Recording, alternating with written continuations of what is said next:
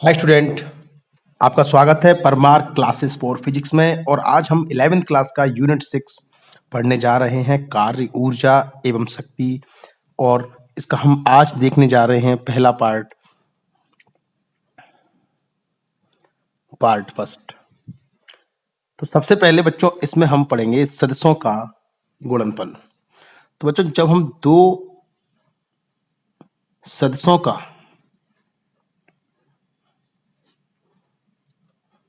गुणा करते हैं तो हमें दो तरह की राशियां मिलती हैं, एक अदिश राशि और दूसरी सदिश राशि। ध्यान देने की बात यह है कि यहाँ पर हम जो गुणा करेंगे ना, वो दोनों राशियां सदिश होनी चाहिए। एक सदिश और एक अदिश, या एक सदिश और एक अदिश हो, या दोनों ही अदिश हो, तो हम इस चीज को नहीं देखेंगे। दोनों ही सदिश राशियां होनी चाहिए। तो उसी आधार पर सदिशों के दो तरह के गुणनफल होते हैं। पहला होता है सदिशों का अदिश गुणनफल, जबकि दूसरा होता है सदिशों का सदिश गुणनफल।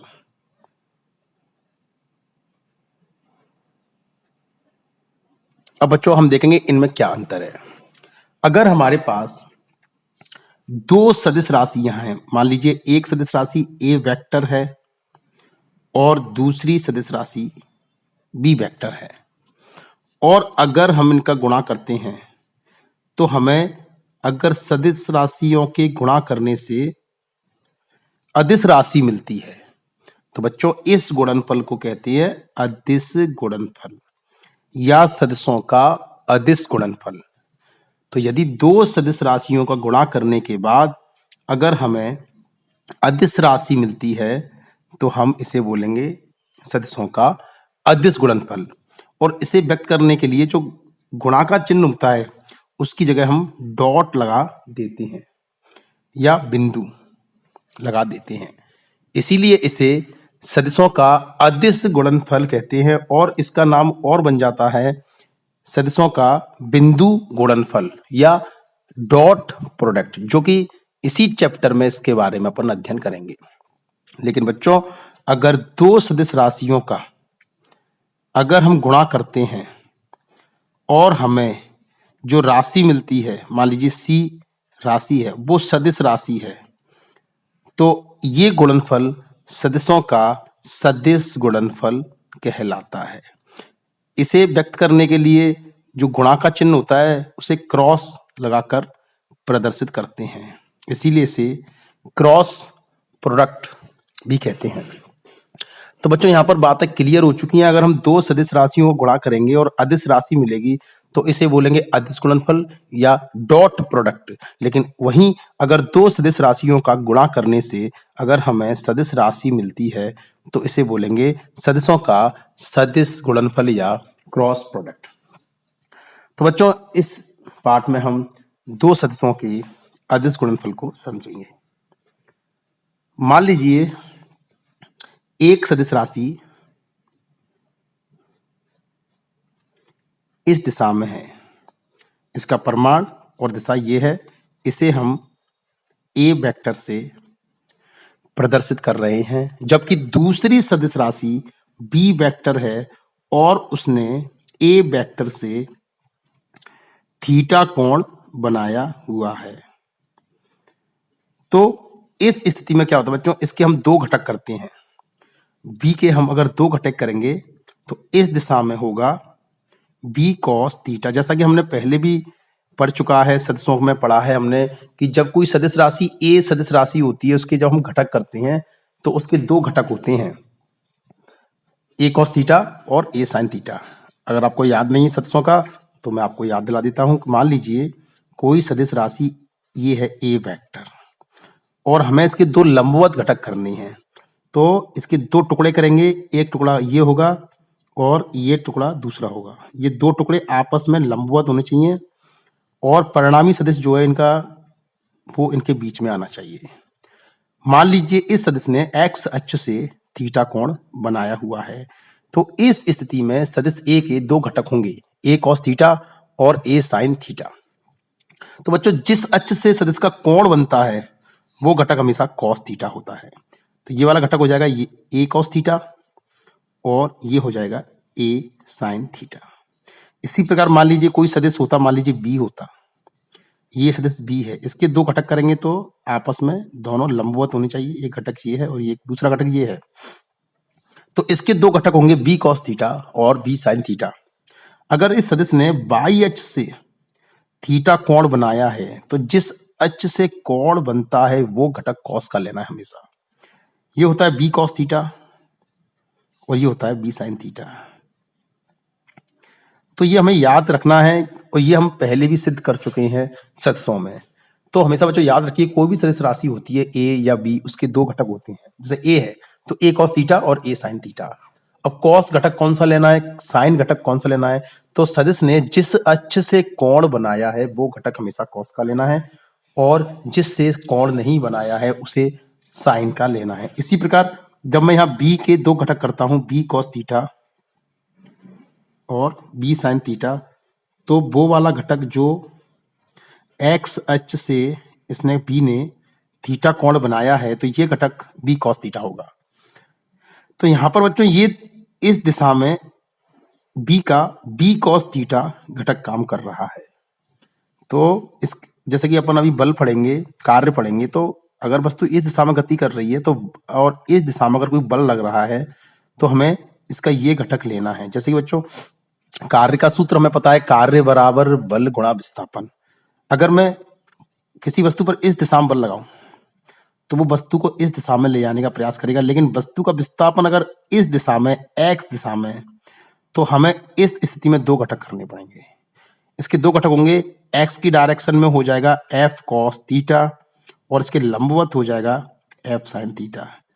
तो अगर वस्तु इस एक्स दिशा में गति कर रही है तो जाहिर सी बात है एफ का जो एफ कॉस थीटा घटक है वही इसको आगे की ओर ले जा रहा है, इसीलिए हम यहाँ पर इसे एफ कॉस थीटा घटक का उपयोग करेंगे, ना कि एफ साइन थीटा, ना ही एफ। तो इसी प्रकार जब दो सदिश का अदिश गुणनफल होता है जैसे ए और बी, तो A vector dot B vector, और जब हम इसे खोलते हैं तो इसे लिखते हैं ए बी कॉस थीटा। तो हमको ये याद भी रखना है, A vector dot B vector को अगर हम खोलेंगे तो और परिमाण निकालना है तो इसका लिखेंगे ए बी कॉस थीटा। ए सदिश ए का परिमाण, बी सदिश बी का परिमाण और थीटा इन दोनों के मध्य बना कोण। जैसे कि अब इसे ऐसे भी लिख सकते हैं ए बी कॉस थीटा। तो जो बी कॉस थीटा जो है उसके लिए हम दो शब्दों का उपयोग करेंगे। जैसे कि अगर मैं पूछूं कि बी कॉस थीटा कौन है तो हम बोलेंगे कि हमने सदिश बी के दो घटक करे, एक बी कॉस थीटा, सॉरी ये वाला बच्चों साइन थीटा है, और बी साइन थीटा।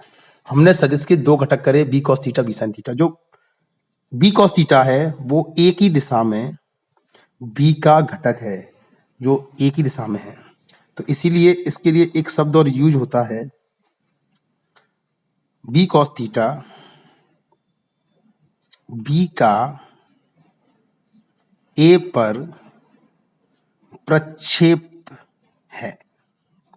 अगर कोई पूछे कि बी का प्रक्षेप निकालिए तो हमें क्या निकालना पड़ेगा, बी कॉस थीटा।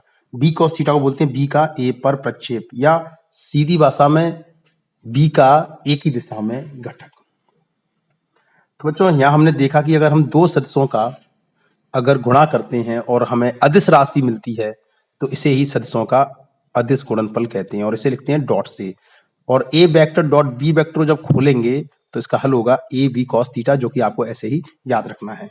और बी कॉस थीटा को बोलते हैं बी का ए पर प्रक्षेप।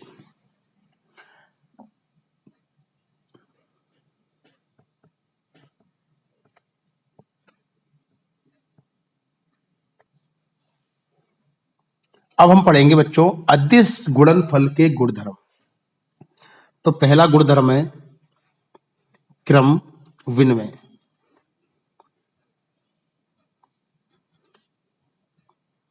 तो हम देखेंगे कि अदिश गुणनफल जो है वो क्रम विनिमय गुणधर्म का पालन करता है कि नहीं।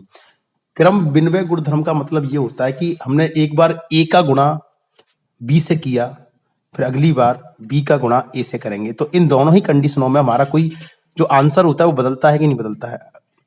अगर वो बदल जाता है तो हम बोलेंगे कि क्रम विनिमय गुणधर्म का पालन ये अदिश गुणनफल नहीं करता है। और अगर हम क्रम बदलने से उसके आंसर पे कोई फर्क नहीं पड़ता है तो हम बोलेंगे कि इस सदिशों का अदिश गुणनफल क्रम विनिमय गुणधर्म का पालन करता है। जैसे कि मेरे पास कोई सदिश ए वेक्टर है और ये बी वेक्टर है, और मैं ए ने बी से कितना कोण बनाया, ये थीटा। तो अगर मैं इसे सॉल्व करूं कि A vector dot B vector, ए सदिश का और बी सदिश से गुणा करूं, तो इसे खोलेंगे तो इसे बोलेंगे ए बी कॉस थीटा, समीकरण नंबर 1। लेकिन यही मैं इस क्रम को उल्टा कर दूं, क्रम बदल दूं, विनिमय कर दूं, मतलब बी का गुणा अगर मैं ए से करता हूं तो बच्चों बी और ए के मध्य अब ये वाला कोण में लेता हूं, तो ये हो गया पूरा कोण 360 डिग्री, और थीटा घटा देंगे तो ये हो जाएगा 360 माइनस थीटा। तो इस स्थिति में बी और ए को खोलेंगे तो ये बन जाएगा बी ए कॉस थीटा, और थीटा का मान हो जाएगा 360 माइनस थीटा। और बच्चों 360 minus theta cos 360 minus theta का मतलब होता है कॉस थीटा। तो ये आंसर आएगा बी ए कॉस थीटा।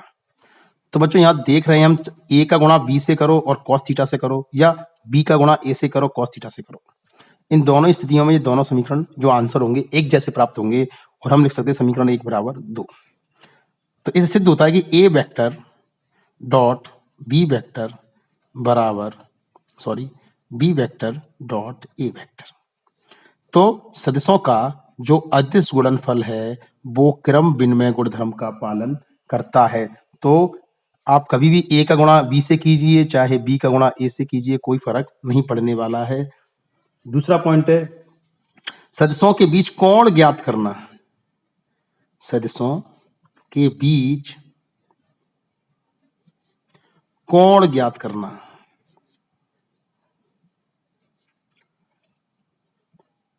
जैसे बच्चों एक सदिश ये है ए वेक्टर और दूसरा सदिश है ये बी वेक्टर, और इनके मध्य कोण है थीटा।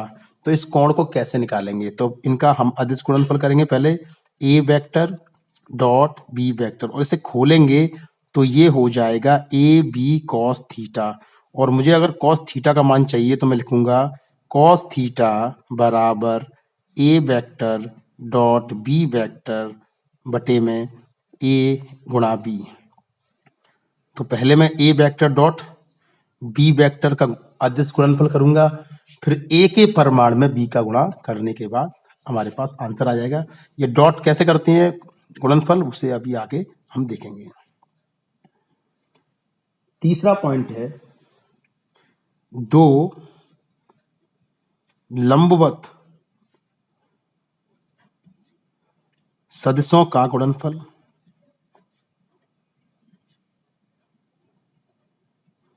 तो दो सदिश हैं ए और बी, और दोनों आपस में लंबवत हैं। जैसे कि ये हो गया ए वेक्टर और ये हो गया बी वेक्टर, तो इनके बीच जो कोण बनेगा वो थीटा बराबर 90 डिग्री होगा। अब बच्चों दोबारा से अब हम ए और बी का गुणा करके देखते हैं आंसर क्या आता है। तो A vector dot B vector, इसे खोलेंगे तो ये हो जाएगा A B cos theta. A vector dot B vector बराबर ए और बी के मध्य कोण कितना बना है बच्चों, अगर ये लंबवत सदिश हैं तो इनके मध्य कोण बनेगा 90 डिग्री। तो कॉस 90 डिग्री, और कॉस 90 का मान होता है बच्चों 0। तो A vector dot B vector का जो आंसर आएगा वो आएगा 0।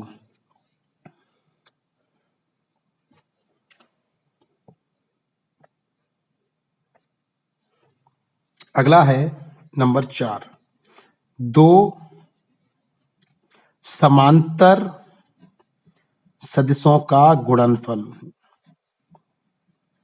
और कौन सा वाला, अदिश। सदिश तो हम बात ही नहीं कर रहे हैं इसकी इस टाइम। तो मान लीजिए एक सदिश इस दिशा में ए वेक्टर और बी सदिश भी इसी दिशा में है बी वेक्टर। तो ऐसी स्थिति में दोनों सदिश एक ही दिशा में हो जाएंगे और जो कोण बन रहा है 90 डिग्री, ये हो जाएगा 0 डिग्री।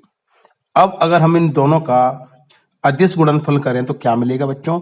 ए वेक्टर डॉट बी वेक्टर बराबर ए बी कॉस थीटा। हमें याद रखना है कि A vector dot B vector का हल ए बी कॉस थीटा होता है। ए बी और थीटा का मान है 0 डिग्री और कॉस 0 का मान होता है 1। तो A vector dot B vector का मान आएगा ए इंटू बी, मतलब कुछ आंसर हमें मिलेगा, जो कि इसी पार्ट में हम इसी कंडीशन पर विचार करेंगे।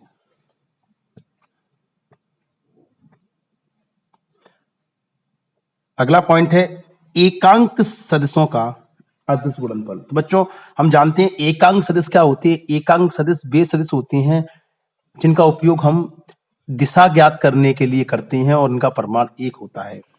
तो बच्चों हम जानते हैं 3 एकांक सदिश होते हैं। जो एक्स दिशा में एकांक सदिश होता है वो होता है आई कैप, और वाई दिशा में एकांक सदिश होता है जे कैप, और जेड दिशा में जो एकांक सदिश होता है वो होता है के कैप। ठीक है बच्चों, ये आपको पता है पहले से ही। ये तीनों आपस में एक दूसरे के लंबवत होते हैं। अगर कभी ऐसा आ जाए कि आई डॉट आई, ये दोनों एकांक सदिश हैं, आई और आई, इनका अगर हमें अदिश गुणनफल करना है तो क्या होगा? डॉट को उठाएंगे पहले, तो आई कैप इंटू आई कैप कॉस थीटा। अब बच्चों अगर एक आई कैप की डायरेक्शन ये है तो दूसरे वाले की यही होगी। दोनों आई कैप, अगर एक आई कैप इस दिशा में है तो दूसरा भी इसी दिशा में होगा, क्योंकि आई कैप मतलब होता है एक्स दिशा। दोनों एक ही दिशा में होंगे। इस स्थिति में इनके मध्य जो कोण बनेगा वो हो जाएगा 0 डिग्री, और कॉस 0 का मान होता है 1, और एकांक सदिश का परिमाण होता है 1। तो आई कैप की जगह लगेंगे 1, इसका भी परिमाण 1 होता है, और कॉस 0 का मान होता है 1, तो इसका आंसर आएगा 1। तो जब भी अगर आई डॉट आई आता है तो उसका आंसर हम लिखेंगे 1। इसी प्रकार अगर कहीं जे डॉट जे हल करना पड़े तो इसे खोलेंगे तो जाए जे कैप इंटू जे कैप कॉस थीटा। तो थीटा जे की डायरेक्शन वाई होती है। अगर ये जे इस दिशा में है तो दूसरा जे भी इसी दिशा में होगा, और कोण बन जाएगा 0 डिग्री फिर से। तो जे कैप इंटू जे कैप कॉस 0 डिग्री। जे कैप ये भी एकांक सदिश है, इसका परिमाण भी 1 है। दूसरा वाला भी जे कैप एकांक सदिश है, इसका परिमाण 1 है, और कॉस 0 की वैल्यू होती है 1, तो इसका आंसर भी आ गया 1। इसी प्रकार हम निकालेंगे के कैप डॉट के कैप के कॉस थीटा। के की डायरेक्शन जेड है, ये दोनों जेड दिशा में होंगे तो इनके मध्य कोण बनेगा 0 डिग्री। तो के कैप इंटू के कैप कॉस 0 डिग्री, और के कैप भी एकांक सदिश है, और एकांक सदिश का परिमाण हमेशा 1 होता है। तो बच्चों यहां से हमने देखा कि अगर कहीं भी अगर हमारे पास लिखा मिल जाए कि आई डॉट आई या जे डॉट जे या के डॉट के, उसकी जगह हमें 1 लिख देना है, और इसे हम याद रखेंगे। बार बार इतनी मेहनत हम नहीं करेंगे। लेकिन अगली कंडीशन आ जाएगी आई का गुणा जे से किया जाए तो क्या होगा? आई डॉट जे, इसे खोलेंगे तो आई कैप जे कैप कॉस थीटा। देखो ये एक्स दिशा में, ये वाई दिशा में, इन दोनों के मध्य कोण बन गया 90 डिग्री। तो इसे लिखेंगे आई कैप जे कैप कॉस 90 डिग्री। तो आई कैप का मान होता है 1, जे कैप का मान होता है 1, क्योंकि ये एकांक सदिश है आई कैप, जे कैप और के कैप। जब भी इनका परिमाण रखना होगा तो इनकी जगह हम लिखेंगे हमेशा 1, क्योंकि इसकी परिभाषा है कि एकांक सदिश ऐसे सदिश जिसका परिमाण 1 होता है। ये केवल दिशा बताने के काम आते हैं। और cos 90 का मान होता है 0, तो ऐसी स्थिति में इनका गुणा हो जाएगा 0।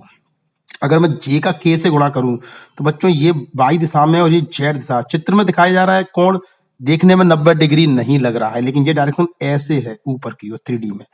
तो z दिशा और y दिशा के मध्य आप जानते हैं कोण 90 डिग्री होता है। तो इस स्थिति में अगर मैं j डॉट k को हल करूं तो ये हो जाएगा j k cos थीटा। तो और इसे हल करेंगे तो j k और cos 90 डिग्री, क्योंकि y और z अक्ष के मध्य बनता है कोण 90 डिग्री। j एकांक सदिश परिमाण 1, k कैप भी एकांक सदिश है परिमाण 1, और cos 0 का 90 का मान होता है 0, तो इसका हल भी 0 आएगा। इसी प्रकार अगर मैं k का i से गुणा करूं तो k cap dot I cap बराबर के आई कॉस थीटा। इसे और हल करेंगे तो के आई कॉस 90 डिग्री। देखो बच्चों के जेड अक्ष है और एक्स अक्ष है, इनके मध्य कोण बनता है 90 डिग्री। 1 गुणा 1 गुणा 0 बराबर 0। तो हमें पता चला कि आई डॉट जे या कभी करना पड़े जे डॉट के या के डॉट आई, इस स्थिति में इनका जो अदिश गुणनफल होगा वो होगा 0। अगर हम क्रम विनिमय कर दें यहाँ पर, जैसे कि आई का गुणा जे से किया है, अगर मैं जे का गुणा आई से कर दूं तो मैंने अभी बताया था कि क्रम गुणधर्म विनिमय का पालन नहीं करता है। चाहे आई का गुणा जे से करो चाहे जे का गुणा आई से करो, आंसर वही रहेगा। तो दोबारा चेक करते हैं, अगर मैं जे का गुणा आई से करता हूं तो यह होगा जे के कॉस थीटा, और थीटा जे और आई के मध्य कोण बनेगा 90 डिग्री। तो जे के कॉस 90 डिग्री और जे कैप परिमाण 1, के कैप परिमाण 1, कॉस 90 डिग्री का मान 0, तो आंसर आ जाएगा 0। तो वही आंसर आने वाले हैं जो पहले आए थे, सिर्फ हम क्रम बदलेंगे। जे डॉट के कर चुके हैं, हम के डॉट जे करेंगे, जे कैप। तो इसे जब खोलेंगे तो ये हो जाएगा के कैप गुणा जे कैप कॉस थीटा, के कैप जे कैप कॉस 90 डिग्री, क्योंकि के कैप और जे कैप के मध्य कोण 90 डिग्री बनेगा। तो 1 गुणा कॉस 90 मान 0 0। लास्ट है के डॉट आई या आई डॉट के, तो ये हो जाएगा आई के कॉस थीटा, आई कैप के कैप कॉस 90 डिग्री, 1 गुणा 0 बराबर 0। मतलब या हम जे डॉट आई करें चाहे के डॉट जे करें या आई डॉट के करें, तीनों ही स्थितियों में इनका जो अदिश गुणनफल होता है 0। तो हमें बच्चों ये तीनों लाइनें याद रखनी है कि आई डॉट आई, जे डॉट जे और के डॉट के जब भी हो इसका आंसर आएगा 1, लेकिन आई डॉट जे, जे डॉट के डॉट आई दोनों लंबवत होने पर इनका आंसर बच्चों हमेशा 0 ही आएगा। अगला पॉइंट है बच्चों, दो सदिशों का अदिश गुणनफल जब उनके लंबवत घटक दे रखे हों। जब आपने कार्तीय निर्देशांक प्रणाली में 3D में देखा है, मान लीजिए कोई सदिश ए वेक्टर है और उसे त्रिविमीय वियोजन में लिखें तो कैसे लिखेंगे? A X I cap plus A Y J cap, ये द्विमीय हो गया, और ए जेड के कैप। अगर ए वेक्टर का मान इस तरीके से इसके तीनों दिशाओं में घटकों के रूप में दे दिया जाए तो क्या होगा? वियोजन के रूप में। और बी वेक्टर को भी दे दिया जाए B X I cap plus B Y J cap plus B Z K cap. तो बच्चों इस स्थिति में हम इन दोनों का गुणा अदिश गुणनफल कैसे करेंगे?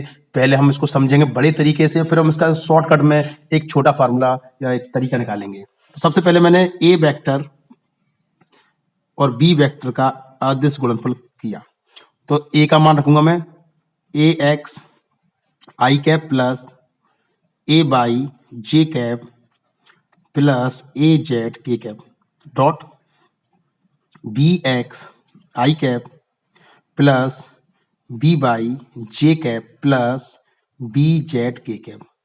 अब बच्चों इसको कैसे करेंगे? सबसे पहले ए एक्स आई कैप का गुणा बी एक्स आई कैप से, फिर बी बाई जे कैप से, फिर बी जेड के कैप से करेंगे। उसके बाद ए बाई जेड का गुणा इन तीनों से करेंगे, उसके बाद ए जेड के कैप का गुणा तीनों से करेंगे, उसे सॉल्व करेंगे। तो ए एक्स आई कैप का गुणा जब बी एक्स आई कैप से करेंगे तो परमाणु को तो एक तरफ लिख देंगे ए एक्स बी एक्स, और जो इनकी जो दिशाएं आई कैप डॉट आई कैप, उनका हम इस तरीके से अदिश गुणनफल कर देंगे। प्लस इसका गुणा इससे करेंगे अब, तो ए एक्स बी बाई कोष्टक लिखेंगे आई डॉट जे, आई और जे का डॉट गुणनफल, प्लस अब ए एक्स आई कैप का गुणा करेंगे बी जेड के कैप से, तो ए एक्स और बी जेड परिमाण अलग दिशा अलग, आई कैप डॉट के कैप। अब ये होने के बाद ये प्लस है ये भी प्लस है, तो plus A Y J cap का गुणा करेंगे बी एक्स आई कैप से, तो जो होगा ए बाई बी एक्स और कोष्टक में हो जाएगा जे कैप डॉट आई कैप। अब इसका गुणा बी बाई जे कैप से करेंगे तो plus A Y B Y कोष्टक में J dot J, J dot J plus अब ए बाई जे कैप का गुणा करेंगे बी जेड के कैप से, तो ए बाई बी जेड कोष्टक में J cap dot K cap, ये हो गया। अब ए जेड के कैप का गुणा बी एक्स आई कैप से करेंगे तो plus A Y B X कोष्टक में J cap dot I cap plus इसका गुणा अब बी बाई जे से करेंगे तो ए जेड बी बाई कोष्टक में K cap dot J cap और plus last A Z B Z K cap dot K cap. तो बच्चों इस तरीके से हमने गुणा कर दिया। अब जो आई डॉट आई इसका मतलब होता है एक, आई डॉट आई का हल होता है एक plus A X B Y J, I dot J का अदिश गुणनफल होता है 0 plus A X B Z I dot K इसका गुणनफल 0 होता है, अभी मैंने बताया था आपको, और ए बाई बी एक्स इसका गुणनफल होता है 0 जे डॉट आई का plus A Y B Y और जे डॉट जे इसका आंसर होता है 1 plus A Y B Z J dot K का गुणा होता है 0 plus A Y B X I J dot I इसका गुणा होता है 0 plus A Z B Y इसका भी गुणा के डॉट जे का लंबवत हो गए 0 plus A Z B Z और के डॉट के का गुणा होता है 1। तो बच्चों ये होगा A X B X plus 0 plus 0 plus 0 plus A Y B Y plus 0 plus 0 plus 0 plus A Z B Z. तो बच्चों इसका इतना हल करने के बाद लास्ट में इसका फाइनल आंसर आता है A vector dot B vector बराबर A X B X plus A Y B Y plus A Z B Z. तो बच्चों ये एक बहुत बड़ा तरीका हो चुका है, इसमें टाइम बहुत ही बर्बाद होता है, तो इसे और हम जल्दी कैसे करेंगे। तो हमारे पास दूसरा तरीका और है, A vector dot B vector को सॉल्व करना है तो पहले लिखेंगे A X I cap plus A Y J cap plus A Z K cap dot B X I cap plus B Y J cap plus B Z K cap. तो बच्चों हमें यहाँ रखना है एक याद चीज को कि x का गुणा x से करो, मतलब i का गुणा i से करो, j का गुणा j से करो और k का गुणा k से करो, क्योंकि इनके अलावा जो गुणा होंगे वो 0 हो जाएंगे। तो अगर मैं i का गुणा i से करता हूं तो जगह A X B X I dot I plus Y का गुणा बाई से मतलब j का गुणा j से करो, ए बाई बी बाई कोष्टक में j डॉट j और k का गुणा k से करना है, मतलब z का गुणा z से करना है।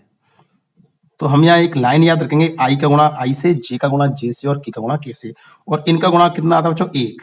तो उसके बाद लास्ट में जो आंसर आएगा a vector dot b vector वो होगा A X B X plus A Y B Y plus A Z B Z. तो बच्चों आपके सामने ये दोनों ही तरीके आपके सामने हैं, आपको जो तरीका अच्छा लगे वैसे आप सेकंड तरीके को अपनाएंगे। तो बच्चों ये होता है सदस्यों का अदिश गुणनफल जब उनके लंबवत घटक दे रखे हो।